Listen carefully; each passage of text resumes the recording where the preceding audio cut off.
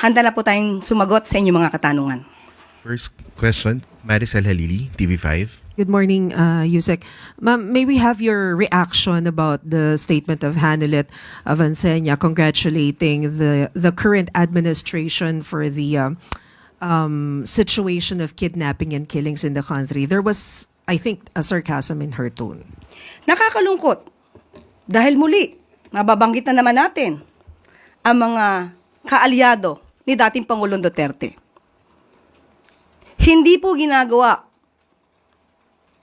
na katatawanan ang isang ganitong klaseng sitwasyon. Kaya kay Ms. Hanelet Avancenia, huwag niyo pong gawin na issue dahil may buhay po ditong nakasalalay, may mga buhay na nawala.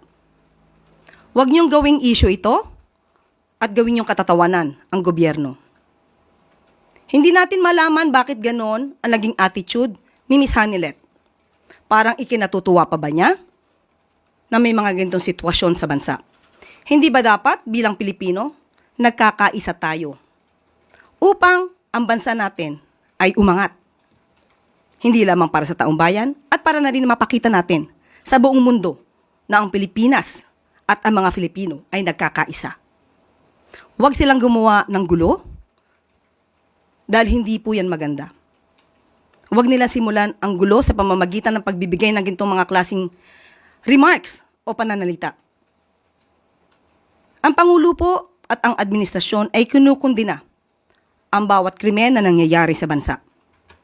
Sa katunayan nga po, nagpatalaga na po ang Pangulo, nagkaroon na po ang PNP ng Special Investigation Task Force para mag-focus po sa kaso na ito ni Mr. Anson Ke. At itong si Police General Elmer Ragay, a former director of the Anti-Kidnapping Group, ay na-relieve na po dahil hindi po nasisiyahan sa pagkakataong ito sa kanyang performance. Kaya po ang itinalaga ay si Police Colonel David Poclay, na dati pong Criminal Investigation and Detection Group. Kasama po siya dyan dati. So, makakaasa po ang taong bayan at ang buong sambayanan na hindi po tutulugan ng gobyerno ang mga ganitong klaseng sitwasyon. Pananatilihin po natin na magkakaroon ng hustisya. Bibigyan natin ng hustisya ang dapat nabigyan ng hustisya at hindi po natin hahayaan na mangyaring muli ang naganap sa mga naging biktima ng EJK. Kaya muli pinapanawagan po natin kay Ms. Hanelet Avancenia. Huwag na po sana mamutawi sa inyong bibig ang mga gintong klaseng pananalita. Dahil hindi po rin natin gugustuhin i-congratulate ang dating Pangulong Duterte sa mga nagawa pong EJK. Dahil po buhay po ang pinag-uusapan dito. Tuesday New, DZBB.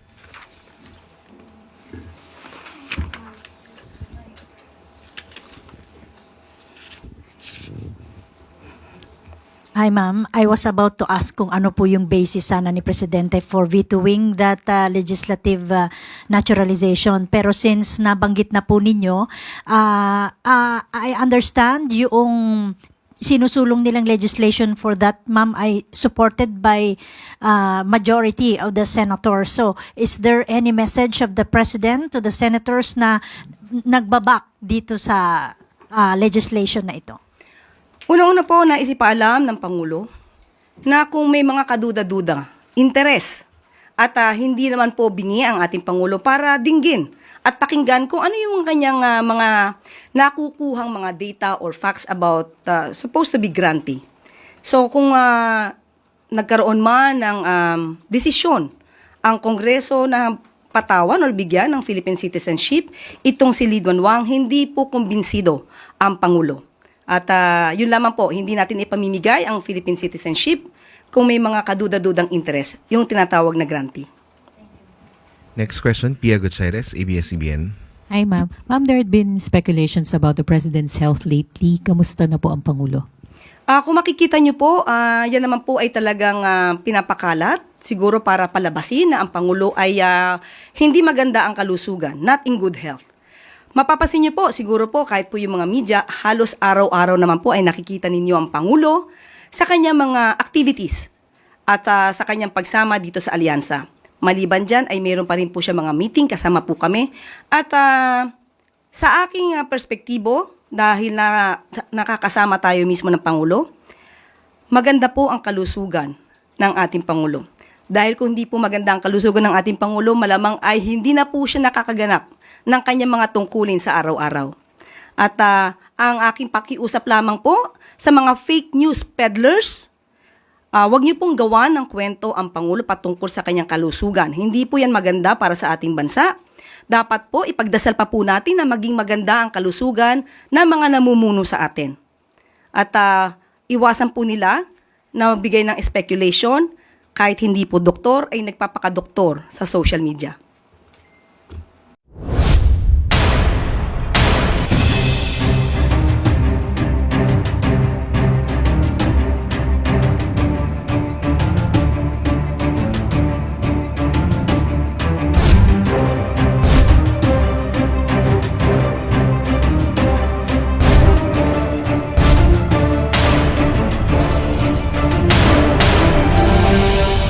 Secretary Claire Castro, the Palace Press Officer.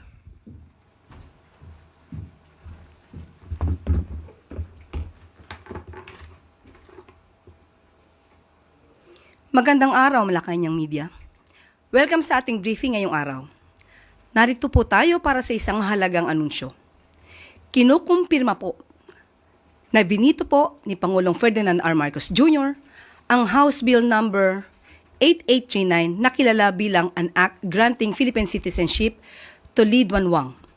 Sa kanyang veto message ay sinabi ng Pangulo, and I quote, "I am unable to blindly ignore the alarming and revealing warnings raised by our relevant national agencies that find the subject grantee's character and influence to be full of ominous and dire consequences, if not of a clear and present danger." End quote. Ayon sa Pangulo, ang ipagsawalang bahala, ang babalang ito ay tila pagsuway sa ating tungkulin sa sambayan ng Pilipino. Ang Filipino citizenship ay isang pribilehiyo at hindi ipinamimigay ng basta-basta. Hindi din ito dapat gawing kasangkapan upang pagbigyan ang pagsulong ng mga kaduda-dudang interes. Sinabi rin ng Pangulo na kapag tayo ay nagbigay ng Filipino citizenship, higit pa sa mga legal na karapatan ang ating ibinibigay. Binubuksan natin ang buong karangalan ng ating kasaysayan, ang ating lahi at ang ating pamana. Kaya dapat ang tatanggap nito ay sumasailalim din sa mga adhikain ng ating bayan. At dito na po natatapos ang ating briefing sa araw nito. Maraming salamat po para sa Bagong Pilipinas.